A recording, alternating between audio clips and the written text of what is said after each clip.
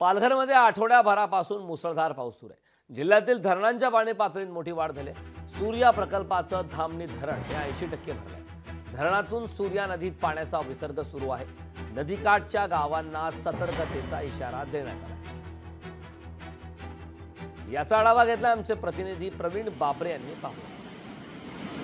पालघर जिल्ह्यामध्ये मागील आठवड्याभरापासून पावसाने दमदार अशी हजेरी लावली आहे। त्याचाच परिणाम पालघर जिल्ह्यातील सर्वसामान्य जीवनावर पाहायला मिळाला। एकूणच पाहायला गेलं तर पालघर जिल्ह्यातील जे शेतीची कामं रखडलेली होती, या कामांना वेग आला, तर दुसरीकडे मात्र जनजीवन हे विस्कळीत झालेले आहे। पाणी सर्वच ठिकाणी पाणी साचल्याने रस्ते म्हणा किंवा शाळेचे जे विद्यार्थी आहेत यांना कुठेतरी येण्या जाण्यासाठी त्रास सहन करावा लागला। पालघर जिल्ह्यातील सूर्या प्रकल्पाचं जे धामणी धरण आहे, या धरण क्षेत्रामध्ये मुबलक साठा तयार झालेला आणि जवळपास 80% पाणीसाठा तयार झाल्यामुळे पालघर जे धामणी धरण आहे, या धरणातून जवळपास 3200 क्युसेक्स पाण्याचा विसर्ग सुरू केला। त्यामुळे पालघर जिल्ह्यातील जी सूर्या नदी आहे, या सूर्या नदीला पूर येण्याची शक्यता सांगितलेली आहे। त्यामुळे जिल्हा प्रशासनाने आजूबाजूच्या जी गावं आहेत या गावांना सतर्कतेचा इशारा दिलेला आहे।